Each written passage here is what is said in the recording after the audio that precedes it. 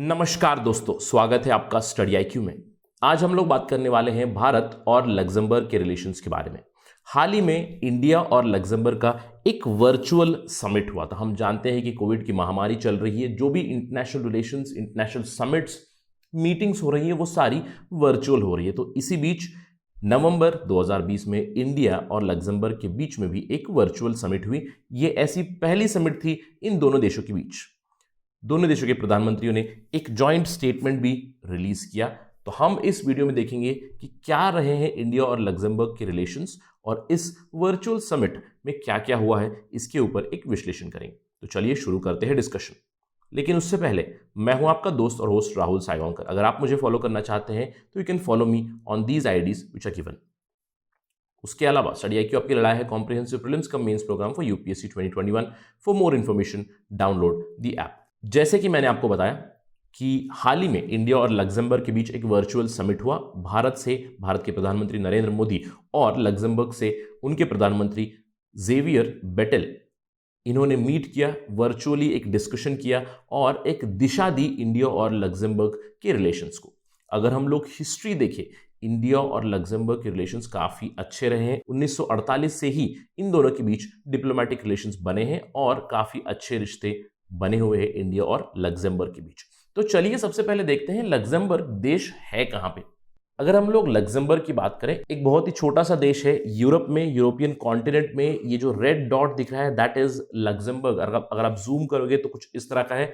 बहुत ही छोटी जगह है लग्जमबर्ग और उसकी कैपिटल सिटी भी है लग्जमबर्ग सिटी। इसके नेबर्स है बेल्जियम और जर्मनी और दूसरी तरफ है फ्रांस।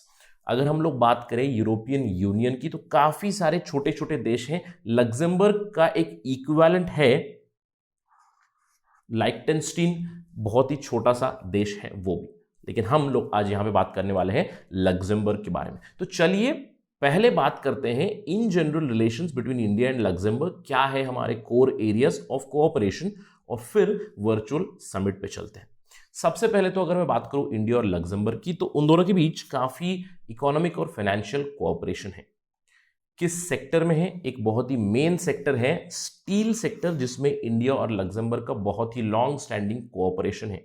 क्यों? क्योंकि लग्जमबर्ग और बेल्जियम उन दोनों का एक इकोनॉमिक यूनियन है और दोनों ही स्टील प्रोड्यूसिंग नेशंस है। इनफैक्ट इंडिया ने कहा है कि वो जो जॉइंट इकोनॉमिक कमीशन होती है इंडिया और बेल्जियम लग्जमबर्ग इकोनॉमिक यूनियन में, उसके लिए हम आगे देखने वाले हैं और आगे स्टील के रिलेशंस हम लोग आगे ले जाएंगे। इसके अलावा अगर हम लोग बात करें फाइनेंशियल सेक्टर में, एक अग्रीमेंट की डिस्कशन चल रही है इंडिया और लग्जमबर्ग के बीच।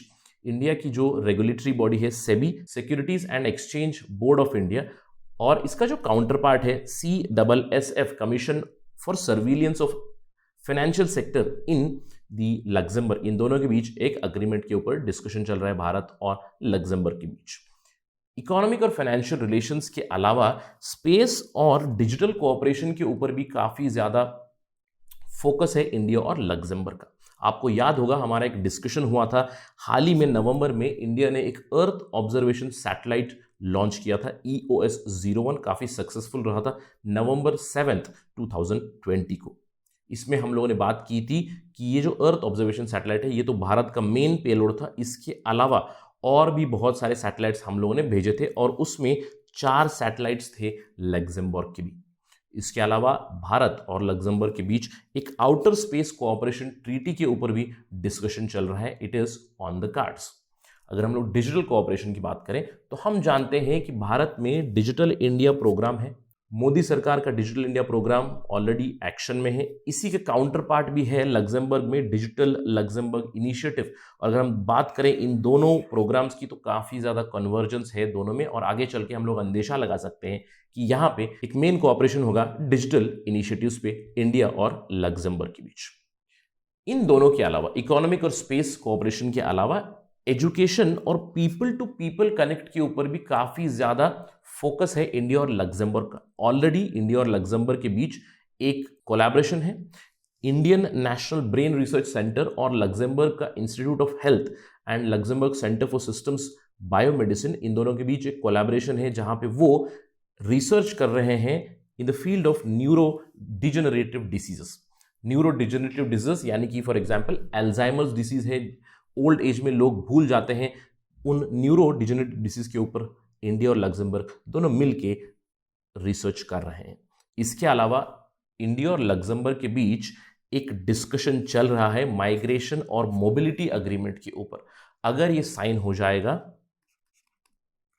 तो काफी हद तक एक वीजा रिलैक्सेशन मिल जाएगा इंडियंस को अगर वो लग्जमबर्ग विजिट करना चाहते हैं तो, and vice versa would also be possible. So people to people connect के लिए इंडिया और Luxembourg mobility and migration agreement के ऊपर काम कर रहे हैं। और अगर हम लोग इस वर्चुअल समिट की बात करें तो हाल ही में जो वर्चुअल समिट हुआ था उसके अंदर भी बहुत सारी इंपॉर्टेंट डेवलपमेंट्स हुई हैं। 3 मेमोरेंडम ऑफ अंडरस्टैंडिंग साइन हुई है। एक हुई है इंडियन इंटरनेशनल एक्सचेंज और लग्जमबर्ग स्टॉक एक्सचेंज के बीच, और दूसरा हुआ है स्टेट बैंक ऑफ इंडिया और लग्जमबर्ग स्टॉक एक्सचेंज के बीच। ये दोनों जो मेमोरेंडम ऑफ अंडरस्टैंडिंग है ये इनका फोकस रहेगा फाइनेंशियल सर्विसेज के ऊपर। दोनों इंडिया और लग्जमबर्ग कोऑपरेट करेंगे, एक दूसरे की मदद करेंगे फाइनेंशियल सर्विसेज में। इसके अलावा इन्वेस्ट इंडिया और लक्स इनोवेशन में भी एक मेमोरेंडम ऑफ अंडरस्टैंडिंग साइन हुआ है। इसका प्राइम फोकस है एफडीआई के ऊपर, लग्जमबर्ग से भारत में एफडीआई ज्यादा हो इसके ऊपर फोकस रहेगा इन्वेस्ट इंडिया और लक्स इनोवेशन का। इन 3 मेमोरेंडम ऑफ अंडरस्टैंडिंग के अलावा एक बहुत ही इंपॉर्टेंट डेवलपमेंट आई है। लग्जमबर्ग ने हाल ही में अनाउंस किया है कि वो इंटरनेशनल सोलर अलायंस ज्वाइन कर लेंगे। तो भारत ने इस पर्टिकुलर न्यूज़ को काफ़ी वेलकम किया है। उन्होंने कहा है कि बहुत ही अच्छा डिसीजन है लग्जमबर्ग का कि वो इंटरनेशनल सोलर अलायंस ज्वाइन कर रहे हैं। अगर आपको याद होगा भारत और फ्रांस ने मिलकर इंटरनेशनल सोलर अलायंस की स्टार्ट की थी 2015 में। अभी काफ़ी अच्छी डेवलपमेंट हुई है। इंटरनेशनल सोलर अलायंस का जो हेडक्वार्टर्स है that is in Gurugram in India. तो इसके लिए इंडिया ने वेलकम किया है लग्जमबर्ग को। साथ ही साथ इंडिया ने इन्वाइट भी किया है लग्जमबर्ग को कि वो ज्वाइन करें एक और initiative, coalition for disaster resilient infrastructure भी। तो आगे चलकर हम लोग अंदेशा लगा सकते हैं कि लग्जमबर्ग CDRI भी ज्वाइन कर सकता है। इन सब के अलावा अगर मैं एक दिशा की बात करूं, एक डायरेक्शन की बात करूं, आगे चल के क्या हो सकता है इंडिया और लग्जमबर्ग के बीच, अगर ये बात करूं तो काफ़ी पॉजिटिव न्यूज़ है। सबसे पहला वर्चुअल समिट हुआ, काफ़ी सारे मेमोरेंडम ऑफ अंडरस्टैंडिंग साइन किए गए। दोनों देशों के जो प्रधानमंत्री थे उनकी कमाराडरी काफ़ी अच्छी थी, और जॉइंट जो स्टेटमेंट आया उसमें दोनों देशों ने क्लियरली इसको हाईलाइट किया है कि वो कोऑपरेट करेंगे आगे चलकर मल्टीलैटरलिज्म के लिए। वो चाहते हैं कि एक मल्टीलैटरल वर्ल्ड ऑर्डर बने, और साथ ही साथ जो भी ग्लोबल चैलेंजेस आ रही है, जैसे कि अभी कोविड की महामारी चल रही है, ग्लोबल टेररिज्म एक बहुत बड़ा प्रॉब्लम है, ग्लोबल क्लाइमेट चेंज एक बहुत बड़ा प्रॉब्लम है, तो इन सब ग्लोबल इश्यूज में उन्होंने कहा है कि साथ मिलकर लड़ेंगे।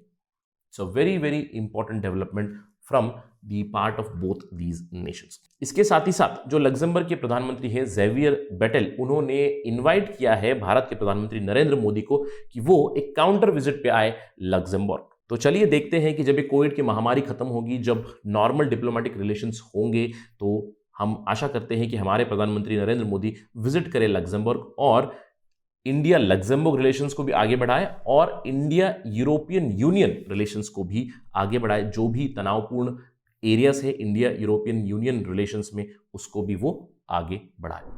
अगर इस चीज़ के ऊपर कोई भी खबर आई है तो हम आपको जल्द से जल्द लाते रहेंगे स्टडी आई के ऊपर। That's it from my side on this part of discussion. Thank you very much. जय हिंद।